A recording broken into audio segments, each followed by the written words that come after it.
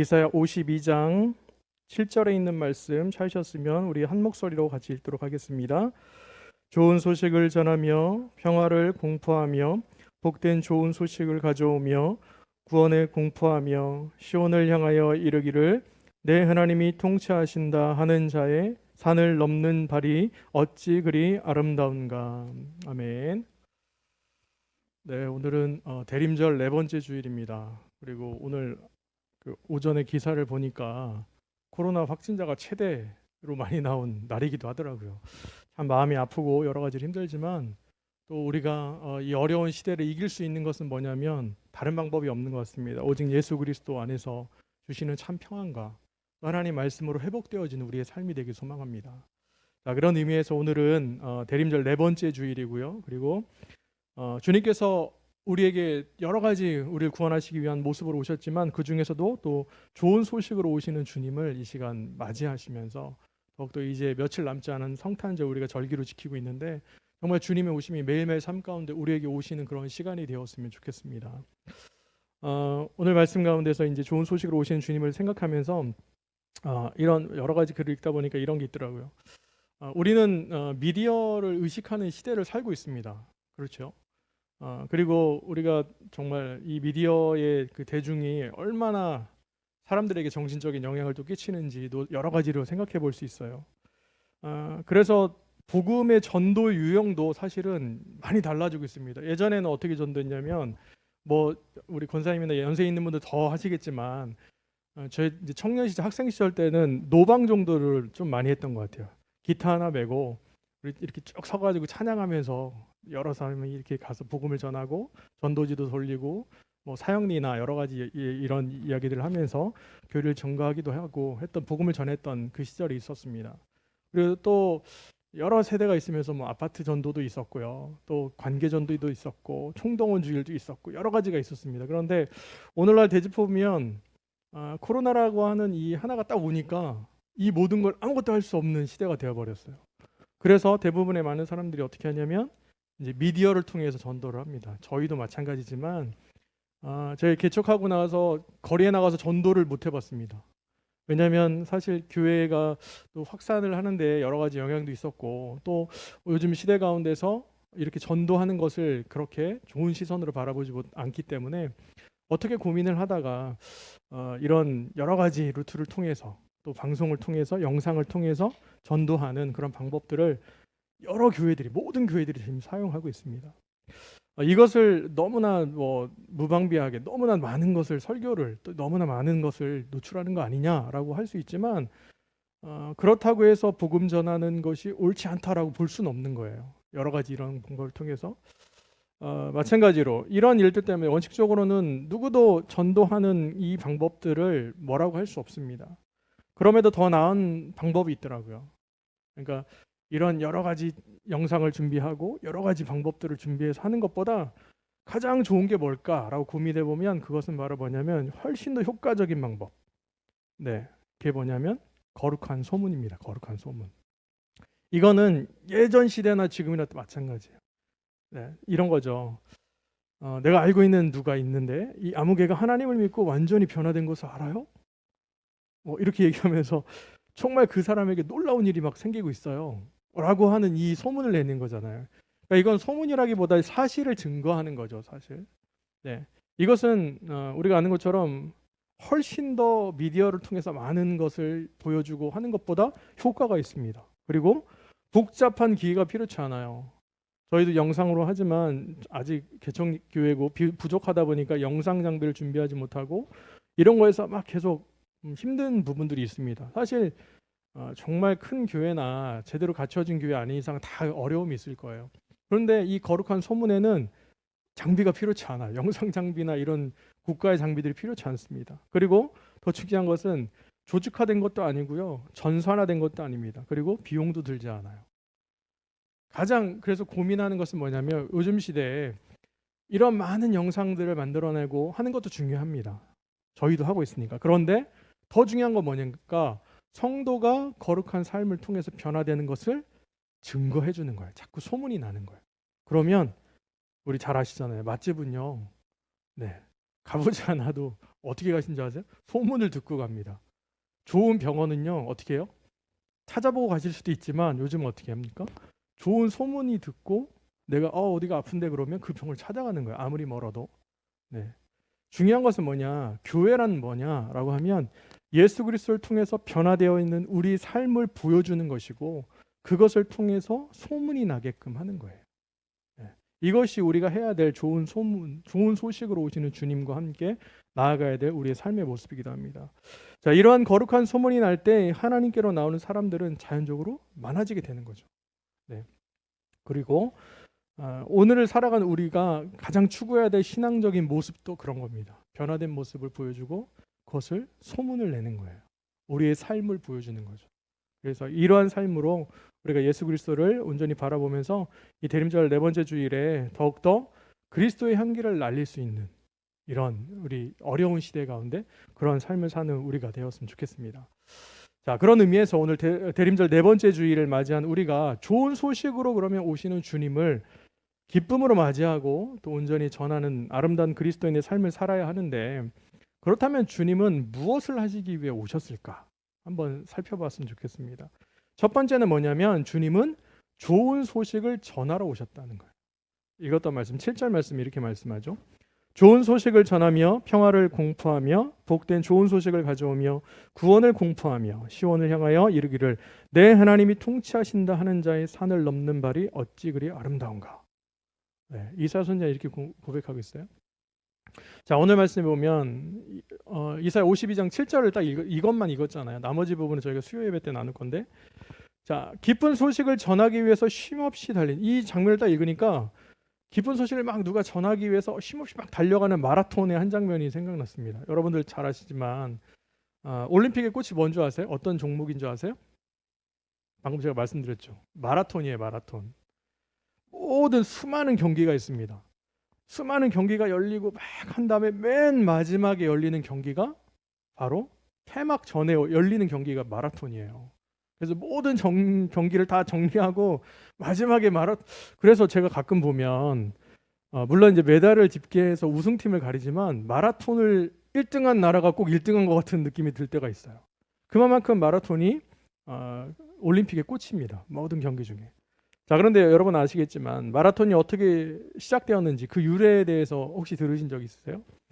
마라톤의 유래는 그렇습니다. 이것도 뭐 사실이냐 마냐 이걸 떠나서 전해져 내려오는 그런 이야기가 있어요. 기원전 490년 아테네군이 1만 명과 페르시아군 10만 명과 이렇게 전쟁을 하던 때가 있었습니다. 자, 이 아테네 동북방으로부터 40.2km 떨어진 이 마라톤이라고 하는 평야가 있었어요. 그 평원에서 아테네군과 페르시아군이 전쟁을 했습니다. 그런데 아테네군은 1만인 명이었고 페르시아군은 10만 명이었어요. 그러니까 10대 1로 싸워야 되는 거잖아요. 딱 보면은 질 것 같은 그런 분위기였죠. 그런데 여기에서 아테네군이 이 페르시아군을 물리치고 이겼습니다. 그래서 이 기쁜 소식을 전하기 위해서 페이디피데스라고 하는 사람 병사가 달렸다는 거예요. 아테네시로 막 달려가서 이 시민들에게 여러분 기뻐하십시오. 우리가 전쟁에 승리했습니다라고 이 말을 전하고 쓰러져 죽었다라는 거예요. 그래서 사람들이 그 사람을 기리기 위해서 그 뛰었던 거리를 이렇게 재보니까 40.19km 이렇게 됐고, 이것을 마지막에 나중에 이제 올림픽 정식 종목으로 채택을 했다라고 하는 설이 있어요. 제가 막 찾아봤거든요. 이거를 그랬더니 그냥 설이더라고, 설. 네. 꼭 그런 건 아니었다라는 거예요.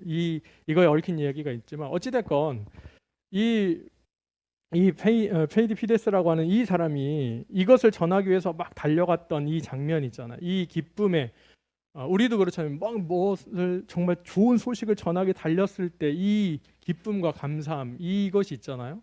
이것을 전하고 이 사람들에게 그것을 하기 위한 이 전령, 이 사람의 모습이 오늘 보면 이사야 52장 7절에 있는 말씀과 비슷하다는 거예요. 제가 이걸 읽을 때마다 마라톤이 그래서 장면이 떠오르거든요, 사실. 자, 어찌됐건 이렇게 전하는 기쁨의 소식을 전하기 위해서 달렸던 이 사람과 같이, 그렇다면 오늘 본문 말씀에서 기록되어 있는 이것을 들으면서 우리가 좋은 소식은 무엇일까를 한번 보면, 여기에서 말하는 좋은 소식을 전하며라고 해당하는 이 헤브리어가 메바세르라고 하는 단어를 쓰거든요. 근데 이 바사르라고 하는 이 단어가 어떤 의미냐면 전쟁, 주로 전쟁에서 승리하는 그 전령, 승리했다라고 하는 것을 소식을 전하는 전령에 전하는 그것을 할 때 씁니다. 다시 말하면 이런 거잖아요. 이사야 52장 현재 상황은 뭐냐면 지금은 바벨론의 포로로 끌려가 있는 상황이에요. 이스라엘 백성들이. 나라가 다 망했어요. 그리고 포로로 끌려가서 아무것도 할 수 없는 상황이에요. 그런데 이 상황 가운데서 이 좋은 소식이 뭐냐면 전쟁에서 승리했다라는 거예요. 전쟁에 승리한 것이 무엇입니까? 우리는 회방을 얘기하는 거죠. 저는 살아보지 못했지만 우리의 선배들, 우리의 조상들은 뭐 일제 강점기를 사셨고 그러면서 해방을 맞이했어요. 우리가 이렇게 정말 포로된 삶을 살아가는데 거기에서 딱 누군가 나타나서 이제 전쟁이 끝났고 너희들은 해방됐어라고 한다면 여러분들은 어떠시겠습니까? 정말 기분이 너무 좋겠죠. 날아갈 듯한. 그러니까 지금 현재 이스라엘 백성들이 처해 있는 이 바벨론 포로 생활 가운데 딱 선포하시는 게 뭐냐면 너희들은 전쟁에서 이제 해방되었다라는 좋은 소식을 전하고 있다라는 거예요. 여기서 말하는 좋은 소식이 바로 그런 겁니다. 바벨론의 압제로부터 이스라엘이 해방되어서 곧 시온으로부터 이 시온으로 귀환할 거다. 너희 다시 고향으로 돌아갈 수 있다라는 것이 이렇게 선포되었다는 거예요. 그러면 현재의 고통, 현재의 억압 그리고 포로기에 아무것도 할 수 없는 큰 아픔 이 가운데서 해방의 좋은 소식으로 이렇게 말씀을 하셨다는 거죠. 그러기에 현재 바벨론에 포로된 이스라엘 백성들에게는 이보다 더 좋은 소식이 있을 수 없습니다. 여러분들 또한 이 좋은 소식은 뭘까요? 말씀해 보니까 바벨론으로부터 해방만을 의미하는 것이 아니고요. 해방을 넘어서 이스라엘 백성들에게 진정한 평화가 선포되는 것을 의미합니다. 이스라엘 나라는요. 지질학적인 것을 보면 팔레스타인의 역사에서 가장 결정적인 이 중요한 요지를 택합니다. 옆으로 이제 지중해 해변을 끼고 이렇게 반달 모양으로 이렇게 있는 그 비옥한 초생달 지역이라고 하는데 그곳에 자리를 차지하고 있어요. 그러다 보니까 이스라엘은 어땠냐면 여러 시대에 걸쳐서 계속 전쟁이 끊이지 않았습니다. 여러분 아래쪽으로는 어디가 있었냐면 강대국 애굽이 있었죠. 이집트가 있었어요. 그리고 주변 나라 가운데 뭐가 있습니까? 뭐 블레셋도 있고 암몬도 있고 모압도 있고 막 있었어요. 그러니까 사사기에도 보면 계속 전쟁이 있잖아요. 그리고 위쪽으로는 어떻습니까? 이렇게 비옥한 그 지역을 통해서 뭐 아수르가 지배할 때도 있었고 아수르 물리치고 바벨론이 또 등극하고 또 그다음 페르시아, 헬라, 로마 이르기까지 계속해서 세대를 확장하면서 팔레스타인 이 이스라엘을요 계속 괴롭히는 거예요. 전쟁이 끊이지 않아요. 그래서 그런 이유로 이스라엘 백성들에게 있어서 가장 중요한 가장 중요한 게 뭐냐 그러면 샬롬입니다. 샬롬. 평화잖아요. 평화. 네. 계속해서 끊이지 않는 전쟁 가운데 샬롬이 이들에게 가장 큰 소망이었어요. 자, 그런데 이런 전쟁의 아픔과 포로의 절망적인 상황 가운데 있던 이스라엘 백성들에게 드디어 샬롬이 선포되었습니다. 평화가 선포되었어요. 여기에서 평화에 해당하는 샬롬은요. 기본적으로 더 이상 전쟁이 없는 상태를 의미할 수 있어요. 그런데 그뿐 아니라 인간이 누릴 수 있는 완전한 영육간의 복지 상태입니다. 완전한 회복의 상태, 평화의 상태. 그러니까 국가적으로 누군가 전쟁이 없는 것도 평화일 수 있어요. 그러나 그것이 아니고 개인적으로 우리 여기 계신 분들이 내 삶에서 어떠한 사람과의 관계든지 경제적인 것이든지 아니면 다른 무슨 건강의 문제를 모든 것 안에서 평화를 이루는 거예요. 천국 아니겠습니까? 그러면 네. 다 문제들이 있잖아요. 아픔이 있잖아요. 관계적인 거, 육신의 아픔들, 영적인 부분들, 그 다음에 뭐 여러 가지 상황 가운데 뭐 있잖아요. 그런데 여기서 말씀하신 평화는 모든 것에서의 평화예요. 그러니 우리가 얼마나 감사하겠어요. 얼마나 기쁜 소식이겠습니까? 이 평화를 말씀하는 거죠. 비록 지금은 역사적으로 많은 전쟁과 아픔을 겪어왔어요. 지금까지. 이스라엘 백성들이 그랬어요. 그리고 현재는 바벨론 포로 가운데 있어요. 풀려난 게 아니거든요. 이사야 52장은 현재 상황은 바벨론 포로예요. 자, 그런데 이렇게 평화를 완전히 잃어버린 상태지만 다시금 이스라엘 백성들에게 평화가 선포되면서 회복이 시작되고 있다라는 거죠. 여러분들 잘 생각해 보세요. 환경은 똑같아요. 그런데 이렇게 선포가 되면 그것으로부터 우리가 딱 마음이 심겨지면 어떻게 해요? 회복이 시작됩니다. 점점. 그때부터가 시작점이에요. 그러면 그때부터는 감사하고 즐거운 거예요. 기쁜 거예요. 자, 그렇다면 이러한 복된 좋은 소식을 가져오신 분이 누굴까? 네. 다시 말해 이런 좋은 소식으로 오시는 분이 누구냐라고 하면 바로 그분은 예수 그리스도십니다. 네. 바벨론 포로 중에 있던 이스라엘 백성들에게 전쟁이 멈췄어. 그리고 다시 너희들이 시온으로 다시 돌아갈 거야 라고 하는 이 좋은 소식처럼 예수님은 임마누엘로 우리와 함께 하시기 위해 유대 땅 베들레헴에 겸손의 왕으로 좋은 소식을 가지고 오셨어요. 이게 너무나 중요합니다. 누가복음 10장에 2장 10절에 보면 이렇게 말씀하잖아요. 예수님께서 탄생하셨을 때 천사들이 베들레헴 지경에서 양을 치던 목자들에게 이렇게 말합니다. 무서워하지 말라. 보라, 내가 온 백성에게 미칠 큰 기쁨의 좋은 소식을 너희에게 전하노라. 주님의 오심이 뭐냐? 그냥 탄생하셨어가 아니에요. 왕이 나셨다 끝 이게 아니에요. 너희들에게 어떻게 해요? 큰 기쁨. 너희들에게 정말 백성들에게 미칠 큰 기쁨의 좋은 소식이다. 주님 오신 게 큰 기쁨의 좋은 소식이야 라고 천사들이 이야기한 거예요. 이처럼 예수 그리스도께서 베들레헴에 오심은 당시 이스라엘 백성들에게 너무나 좋은 소식이었어요. 자, 그런데 이 좋은 소식이, 기쁜 소식이 과연 2000년 전 베들레헴에 오신 예수님이 이스라엘 백성들에게만 좋은 소식일까? 그럴까요? 전혀 그렇지 않습니다. 오늘을 살아가는 우리에게도 너무나 감사한 기쁨의 좋은 소식이 되셨어요. 왜냐하면 앞서 나눴던 것처럼 좋은 소식은 무언가로부터 해방을 가리키고 있습니다. 여러분, 해방인데요. 이스라엘 백성들이 바벨론으로부터 해방되었던 것 같이 좋은 소식인 예수님은요, 우리를 죄로부터 해방시켜 주셨습니다. 잘 생각해 보세요. 우리가 무엇으로 포로되어 있는 삶을 살아갑니까? 무언가로 포로되어 있는 삶을 살아가는지 잘 생각해 보셔야 돼요. 네. 난 자유인인데? 물론 자유인이죠. 법적으로는 자유인이에요. 그러나 내가 무언가에 매여서 살아간다면 그것은 포로예요. 네. 이기적인 마음이나 탐욕이나 그리고 나만이 할 수 있는 죄악으로부터 잡혀 있으면 우리는 포로입니다. 죄의 포로예요. 그러나 중요한 것은 뭐냐면 좋은 소식으로 오시는 주님은 지금 당장 우리의 삶에서 끊지 못하는 이 죄됨, 이 연약함들, 이것을부터 나오라고 말씀하셨고요. 더 나아가서 참된 해방을 우리에게 주셨습니다. 그것이 예수 그리스도의 보혈의 능력이잖아요. 그렇기 때문에 우리 이 해방을 통해서 이 이스라엘 사람들이 바벨론의 포로 생활에서 해방되었던 것처럼 우리도 오늘날 죄로부터 해방되는 삶을 살아갈 수 있게 되었다는 거죠. 그러므로 우리도 바벨론의 포로 가운데 해방되었던 이 백성들과 같은 좋은 소식으로 오신 주님을 우리도 날마다 바라보면서 기쁨으로 맞이해야 합니다. 또한 이 좋은 소식으로 오시는 주님은요, 오늘을 살아가는 우리의 삶에 참된 평화를 주십니다. 여러분, 이게 너무나 중요해요. 오늘을 살아가는 우리에게 있어 꼭 필요한 게 뭘까? 고민해 보셨어요? 내 삶에 뭐가 가장 필요할까? 네. 지금은 있으니까 너무나 지극히 당연한 것처럼 생각할 수 있는 것들이 정말 필요한 것일 수 있어요. 네, 저는 정말 마스크 좀 안 쓰고 다녀봤으면 좋겠어요. 작년에만 해도 그렇죠. 작년 12월 달만 해도 아무런 고민, 물론 미세먼지가 있어 약간 쓸 수는 있었지만 이렇게 치명적인, 네, 이렇게 쓰고 매일매일 삶과 같이 이렇게 생활해야 되나? 네. 이건 다른 얘기인데 몇 주 전에 이제 우리 아이가 좀 감기 증상이 있어서 병원에 갔는데 정말 어린애가 있더라고요. 한 2살 될까? 좀 아장아장 걷는 아이인데 이 아이가 마스크를 쓰고 있는데 너무 잘 쓰고 있는 거예요. 그래서 그 모습을 보면서 너무나 측은했어요. 야, 이 아이가 원래 아이들 이런 거 쓰면 막 벗어내잖아요.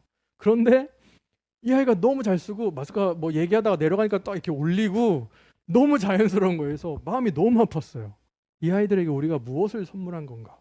여러분, 가장 소중한 게 뭔가를 고민해 보면 여러 가지가 있겠지만 코로나 시대를 살다 보니까 뭐 건강에 뭐 이런 것도 있겠지만 중요한 것은 모든 면에서 평화예요, 평화.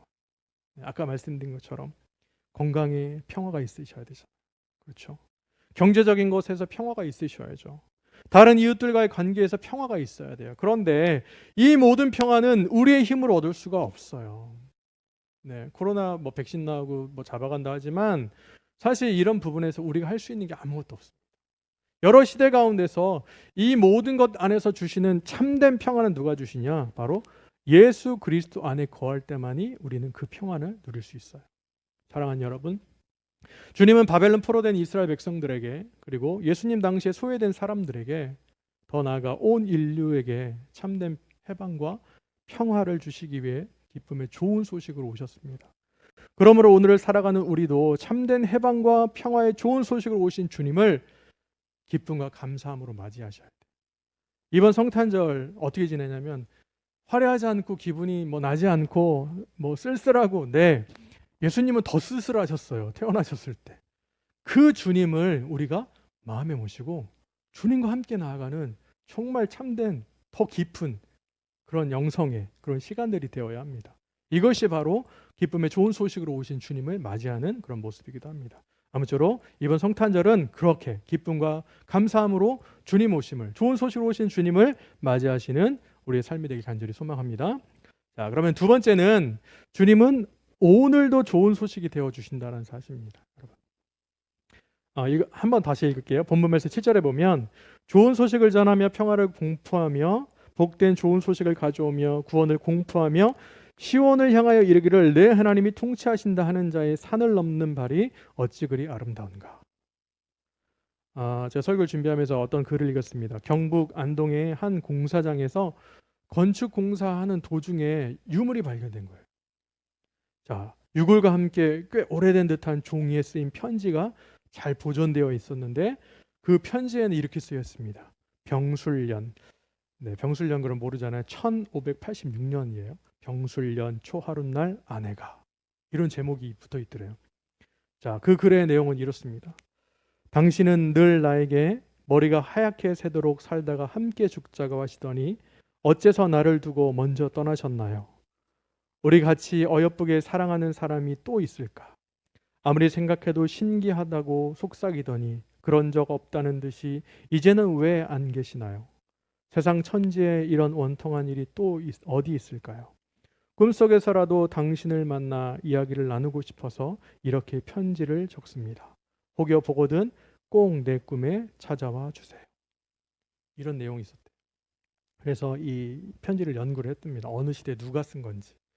연구 결과 조선시대 이응태라고 하는 사람의 아내가 남편을 그리기 위해서 어린 아들과 임신한 몸을 돌보며 쓴 글이었다. 편지였다라는 것을 밝혀냈어요. 비록 이미 떠난 남편을 보지 못하는 것을 너무나 마음 아파하면서 정말 땅속에 묻힐지라도 남편을 향한 사랑과 슬픔 때문에 편지를 적지 않을 수 없었던 그런 편지였던 것 같아요. 절절한 사랑의 편지가 400년 동안 묻혀 있었어도 지금 우리의 가슴을 슬프게 하잖아요. 이 내용을 보면 이 남편을 향한, 떠난 사람을 향한 이 마음이 보이잖아요. 자, 그런데 태초부터 우리를 사랑하시고 한 영혼이라도 더 구원하시기 위해서 하나님께서 우리에게 쓰신 편지가 있어요. 그게 뭐냐면 우리가 잘 알고 있는 성경입니다. 성경에 보면 하나님께서 우리를 너무나 사랑하시는 것, 400년 전에 쓴 글을 보면서 그렇지, 마음이 막 이렇잖아요. 근데 하나님께서는 온 인류를 향해서 우리에게 태초부터 쓰신 이 편지를 우리가 늘 보고 보면서 정말 하나님의 마음을 아셔야 돼요. 이처럼 주님은요, 우리를 구원하시기 위해 좋은 소식으로 이 땅에 오셨습니다. 물론 이사야 52장 현재 아까 말씀드린 대로 바벨론 포로 가운데 있습니다. 이 이스라엘 백성들이 그들의 압제로부터 구원받는 것을 의미하잖아요. 구원이, 해방이라는 것은. 그러나 궁극적인 구원이 뭐냐라고 하면 예수 그리스도께서 죄와 사망으로부터 우리를 구원하시는 것에 있습니다. 여러분, 이게 참 중요해요. 구약에서의 구약의 의미는요, 구원의 의미는 현재 상황이 펼쳐진 이 포로나 아니면 죽음으로부터 아니면 내 건강으로부터 고쳐지거나 회복되는 것을 구원이라고 해요. 네, 구약의 의미는 그렇습니다. 그런데 더 나아가서 가장 궁극적인 구원은 뭐냐? 예수 그리스도를 통해서 죄와 사망으로부터 구원받는 거예요. 이것이 정말 구원입니다. 그런 의미에서 우리가 구원이라고 하는 뜻의 히브리어가 예슈아거든요. 예슈아인데 이 단어가 주님, 우리 예수님이라고 하는 예수라고 하는 단어와 같은 의미예요. 구원이라는 단어가 바로 예수라고 하는 단어입니다. 여호수아, 예슈아, 호세야, 그 다음에 우리 예수님, 예수라고 하는. 잘 아시잖아요. 마태복음 1장 21절에 보면 이렇게 말씀하잖아요. 천사가 나타나서 아들을 낳으리니 이름을 예수라 하라. 이는 그가 자기 백성을 그들의 죄에서 구원할 자임이시라. 예수라고 하는 이름의 뜻이 뭐냐? 죄에서 백성들을 구원할 자다라는 의미라는 거죠. 주님은 우리를 구원하시기 위해서 오셨습니다. 여러분. 그러기에 성탄절은 하나님께서 우리를 구원하시겠다고 하시는 기쁨의 좋은 소식, 우리를 향한 연애 편지예요.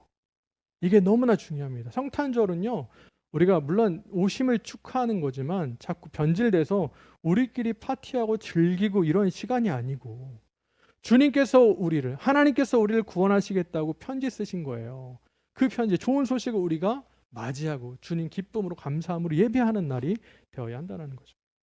그뿐 아니라 좋은 소식으로 주님께서 오시는 것은 하나님께서 우리를 통치하신다라는 의미입니다, 여러분. 이게 너무 중요해요. 여기서 통치하신다라는 것을 단어를 찾아봤어요. 말라크라고 하는 이 단어가 왕의 지배를 나타내는 표현입니다. 왕이 우리를 다스린다. 다시 말해 이스라엘 백성들은 바벨론의 포로로서 잔혹한 바벨론의 군주에게 다스림을 받고 있는 상황입니다. 자, 그러나 이제부터는 어떻게 해요? 그 압제에서부터 벗어날 것이다. 자비로우신 하나님께서 친히 이스라엘 너희들을 왕이 되셔서 다스려 주겠다. 이렇게 말씀하시는 거예요. 현재 이스라엘은 아마 그럴 거예요. 우리가 만약에 포로로 끌려갔다면 어떤 인간의 왕이 그냥 구원만 해줘도, 우리를 해방만 시켜줘도 그에게 순종하고 갈 겁니다. 그런데 그렇지 않잖아요. 약하고 부족하고 이 인간의 연약함이 있는 이런 왕이 아니고, 바벨론으로부터 해방시켜주는 왕은 누구냐라고 하면 전능하신 하나님, 천지를 만드시고 세상 모든 만물을 다스리시는 그 하나님께서 우리를 통치해 주시겠다라고 말씀하십니다. 이것이 바로 포로된 이스라엘 백성들이 누릴 수 있는 가장 큰 은혜이고 하나님의 통치하심입니다. 이처럼 성탄절의 의미는 하나님께서 우리를 다스려 주시겠다고 하시는 기쁨의 좋은 소식입니다, 여러분. 누구를 바라봐야 할지 모르잖아요. 그리고 누구를 의지해야 될지 지금 모르겠어요. 네. 우리는 어떻게 가야 될지, 우리 인생의 방향을 어떻게 해야 될지 모르는 이 절박함 가운데서 하나님께서는 우리에게 임마누엘로 오셨어요. 너희와 함께 하겠다라고 하시면서 임마누엘로 오셨고, 우리에게 영원한 생명을 주시면서 우리를 친히 다스려 주겠다라고 말씀하셨습니다. 사랑하는 여러분, 그분이 바로 성탄절의 기쁨의 좋은 소식으로 오시는 주님이십니다. 네, 이게 너무 중요해요. 지금은 전 세계가 코로나로 인해서 갈 바를 알지 못하고 있습니다. 네, 그 누구도 피해갈 수 없어요. 바벨론의 포로와 같은 이 삶을 정말 힘겨운 하루하루를 살아가고 있습니다. 물론 저희 지역 내에는 확진자가 좀 적어요. 그런데 이것이 안심이 되나요? 이게 그렇다고 평화로우세요? 아니잖아요. 전 세계가 아파하고 있기 때문에 이 모든 것에서 우리는 다 힘들어요. 그때 누구를 의지해야겠습니까? 이러한 고난 중에 우리는 무엇을 의지해야 되겠습니까? 우리는 우리와 함께 하시기 위해 임마누엘로 오신 주님, 생명의 떡으로 우리에게 생명을 말씀을 주시기 위해서 오신 베들레헴으로 오신 주님, 온 인류를 차별 없이 구원하시기 위해서 겸손의 왕으로 오시는 주님, 오늘 말씀처럼 해방과 평화 그리고 구원과 통치를 위해 기쁨의 좋은 소식으로 오시는 주님을 우리는 의지해야 합니다. 여러분, 이게 너무 중요합니다. 그리고 우리에게 평안과 생명을 주시는 주님의 말씀을 붙잡고 나가야 합니다.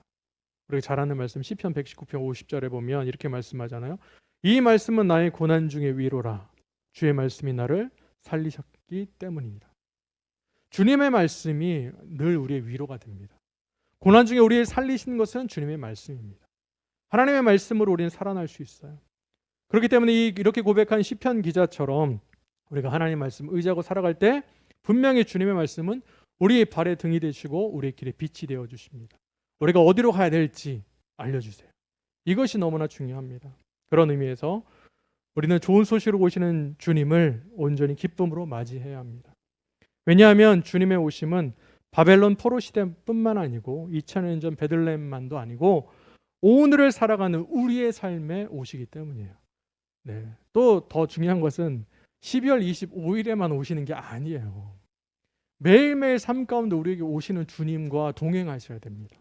이게 주님의 오심을 온전히 맞이하는 우리의 삶의 모습입니다. 그렇기 때문에 우리는 이제는 정말 이 코로나로 어렵고 힘들고 함께 모여 예배할 수 없잖아요.